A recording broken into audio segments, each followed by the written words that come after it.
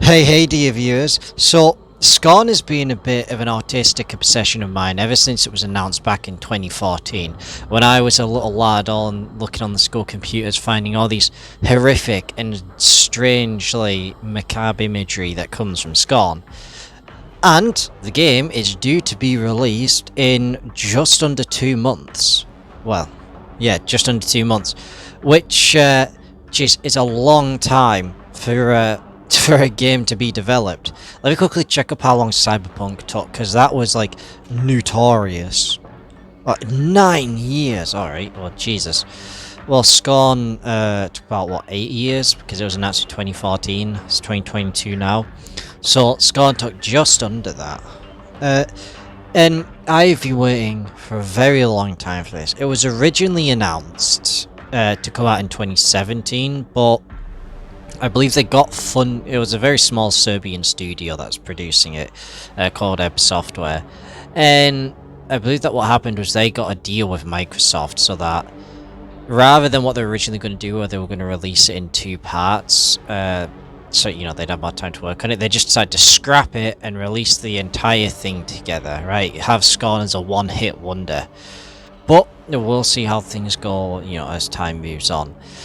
But what is it that's actually interesting about Scorn? As one man said in my other video, it's just penis the game. Well, I think it's a little, it's naturally a lot more than that. It's a very interesting artistic expression, and I want to get into the main aspects of Scorn that actually make it interesting, what draws you in as an audience to it. And I think we'll cover three things. We'll cover the aesthetic of it, so how it looks, its inspirations, the actual general gameplay you'll be dealing with, and lastly the actual mystery that's being presented.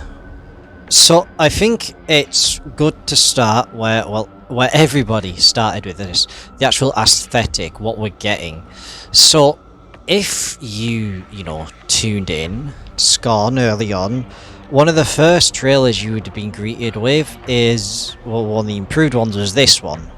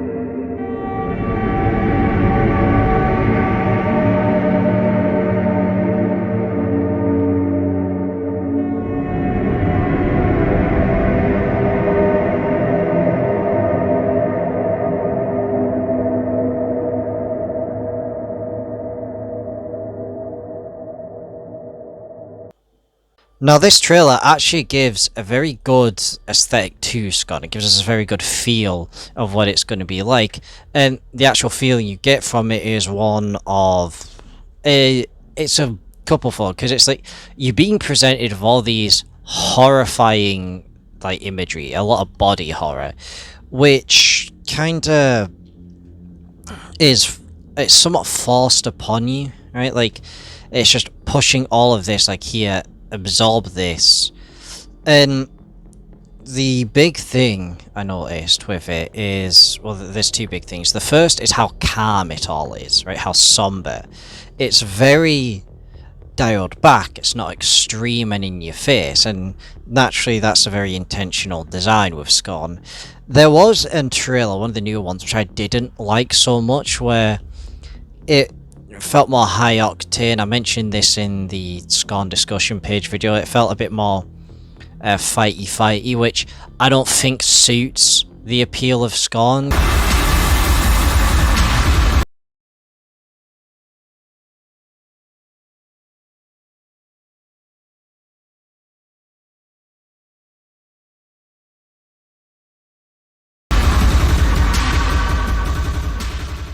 because I loved the idea of it was just very, aside from how horrifying this was, how inhuman it was. That's well, that's what we got. It was just trying to treat this as if it was normal. But one more interesting thing with this, what you'll notice is, let's first off look at its inspirations, right? Giga and Beksinski, these two, mainly Giga, but so Beksinski. Pekla has also said he was inspired by Lovecraft in this, which should be interesting to see how that plays in. So when it comes to this sort of like mix of biomechanic, the mix of machine and flesh, it's it's very good at that. But one thing you notice is whenever these people's works has been presented in the past, like the Alien films are more Giga's most notorious. It's the most notorious thing he's worked on with the Alien films. Is it's always from the perspective of a human, an identifiable human, someone with human traits, a personality that we can latch onto. But Scorn doesn't have this, right? It really works well in the idea of throwing you into a world because there are no humans to latch onto. There is no real voice of reason. You're playing as something, an entity that is a part of this world. Like, they're humanoid, but they're not necessarily human. Though you can see in their effigies and architecture particular human traits, like with Scorn guys, sometimes you can see fear or even lust in certain sections of Scorn. It's very interesting how it deals with human emotions without actually even having any human characters to latch onto. And the whole vibe of the game just seems very, I've never found it scary. It seems really sad, if anything. It just feels like depressing, which we will see how that plays into in the story. As it said in the trailer, it's an industrial civilization brought to ruins. Now, in the earlier versions, in the earlier trailers, we never really got much of that. It just seemed like the world was like kind of dormant, asleep, almost. Like we didn't really get the sense that things were destroyed. But as it's now come along, we see more things having deteriorated and being like wrapped up in this flesh that's growing out of all these crooks and crannies, which, all this flesh wasn't actually originally in the sort of original version. It was more woven into the metal, which it isn't as much now. And as strange as all of this is, another thing that is presented in Scorn, there is one exception, but we'll get onto this. As strange as all of this is, it is still shown as being functional. It's not entirely phantasmal. Like, things are still grounded in reality somewhat. Like, it's a weird machinery, but it's still grounded in reality and has actual functions. But a lot of this goes into, the mystery, which we'll have to get onto later. So what we're getting from its aesthetic is just this, dead, desolate world where we're effectively forced to just accept the death and desolation. And things have done stuff similar to that before, though I said it's always through the eyes of a person, but we're not getting that with Scorn. It has a very original spin on it. But if you want to understand the aesthetic yourself, then just, go watch all the trailers and gameplay footage. What I do want to talk about, though, is something that doesn't really seem to get touched on much with Scorn, and that's gameplay. And that's because the devs themselves haven't really talked about it much. Now, I've heard Scorn be called a walking simulator a lot, but I don't actually really think that's entirely true. If anything, Scorn seems more like a puzzle game to me. Like, you've got all these various puzzles that you have to solve throughout the world, open up new areas and, change the actual dynamics of the world in general. For example, you have those like door puzzles. Though an interesting thing, right, is if we go back to my Agony video, which I know most of you watching this video haven't seen, but at the end of that, where I'm sort of giving my opinions on the game, I say that I think it would be much better if instead of a more linear approach, it was just a massive open world and you could just wander throughout the whole thing, right? Through all these interconnected regions to try find where you were going and such. And interestingly enough, that appears to be like what they've done with Scorn.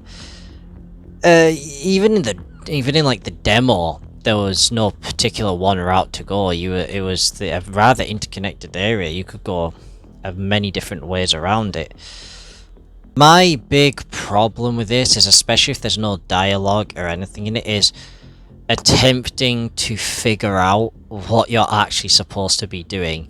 Otherwise it just seems like you'll just be wandering around aimlessly, which I guess is, you know, a clear cause for frustration, but well, the devs have been very quiet on the game, so we'd have to see it. So I do feel like it's primarily an exploration and puzzle game, but there is the aspect of shooting. Now, this interesting thing about the shooting nobody really seems to have picked up on is, first off, let's take the gameplay demo, right? Let's take the demo that all the backers got as an example.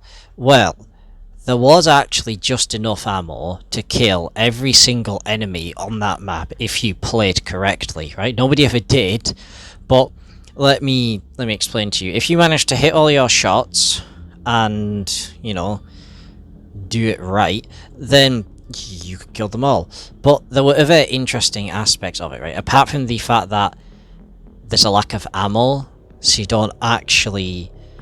you're not supposed to just go running and gunning. You're supposed to know when to and to not fight. And this was even emphasized by one part of the demo that I found very interesting, was this little guy here, the one that was dying on the floor, this poor little fella. This one that was dying, and he would not pose a threat to you at all. But if you shot him, then another one would come out, like almost seeming like to protect him. Another one would come out and attack you, and so it's like, well, you can avoid fights. Like, not all of these little chuckus by these little monsters that I have aptly labelled chuckus. Right, you can all take that from me. The little chuckus, they come out and they attack you, but they'll only attack you in certain situations. They're not always hostile. It does seem like they've ramped up how hostile the monster. I don't know if they've just done that for the trailers or they've done that for the game in general. Probably to, like, they've probably taken on board the complaint that you might just be wandering around aimlessly, and if they make more hostile creatures around the world, then, you know, that should spice things up. There are a few other enemies that haven't been seen aside from the chuckies, like these tall fellas. I'm not sure what they're called. Like actual other biomechanical people involved in it. Generally speaking, that seems to be mainly what the gameplay is. It's a lot of it will be just be wandering around and going, wow, look at this. There are some problems with this that I think I'll bring up in my conclusion to this video. But the last topic that I want to touch on before we get to our conclusion is the actual mystery of it. What is animating this game, really? So, as many of you Scorn enthusiasts may know, is that ebb Software has been extremely hush-hush on Scorn. It's been very quiet on what's actually in it, and much of anything about it, really.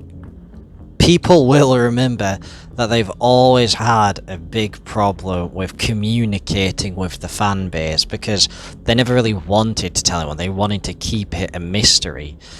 I think that is what builds up a lot of the appeal of it, which is why they've been doing it. But let's actually get into the mystery of this. So the first things first is, what is the story? What happened here? What's the backstory? We don't know anything about this, right?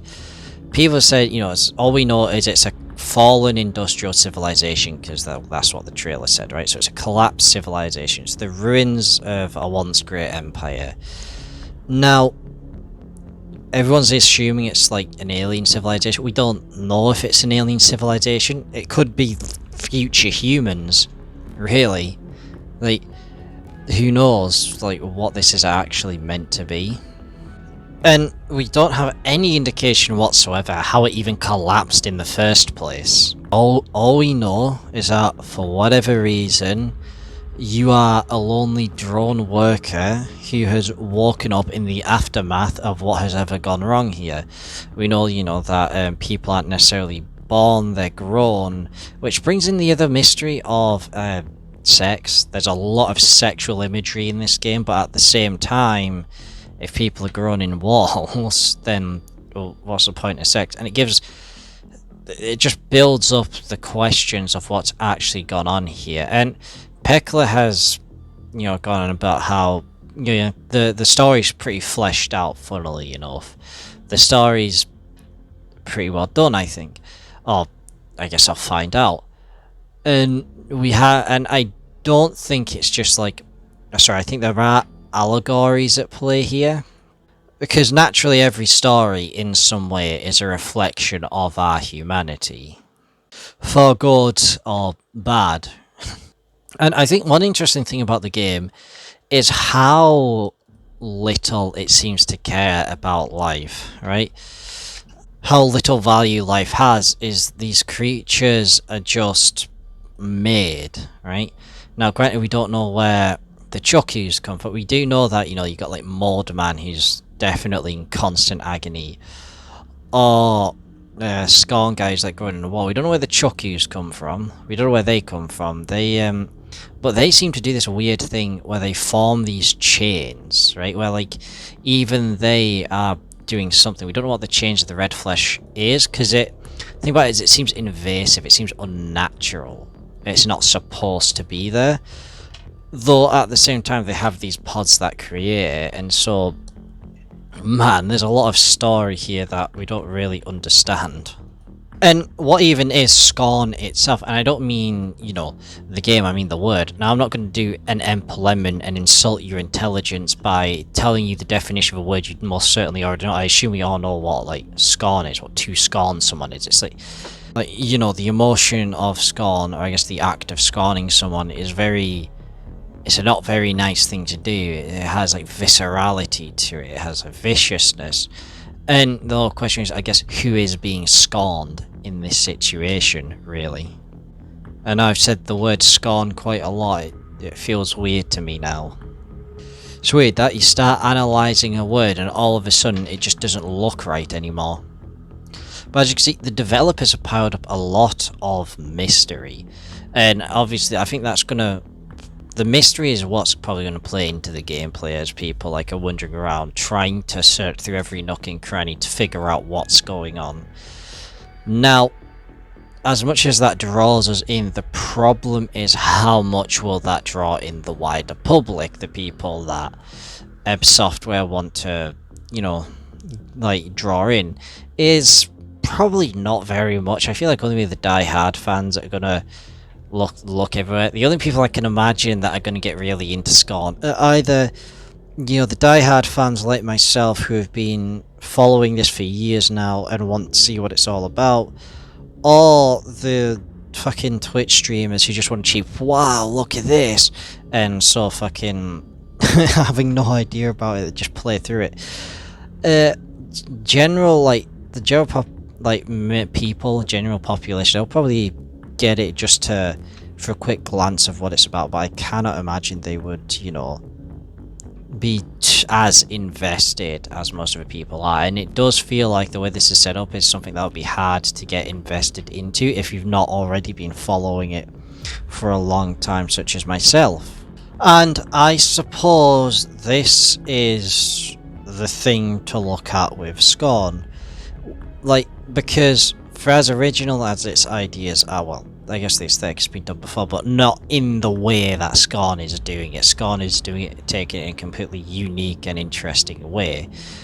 And will the novel, because all forms of originality lose their originality at some point after being, published. Like Star Wars was original at first, and now it's a very generic sci-fi setting to have. Same with Lord of the Rings. Lord of the Rings was totally original when it first came out, and then, it's become just the most generic fantasy setting.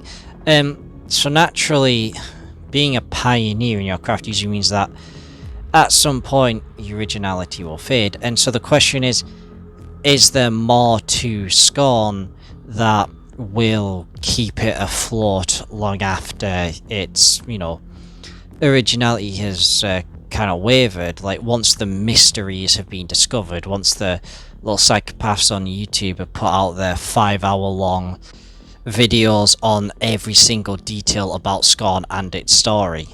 And to be honest, I don't actually think it will. And I don't really think that Peckler himself wants to be. I think it's going more for the cult classic, where it's not very well liked or known by the general population, but it has a very dedicated fan base, which seems to be what it has right now, where rather than being mainstream, it's only for real gamers, so not women.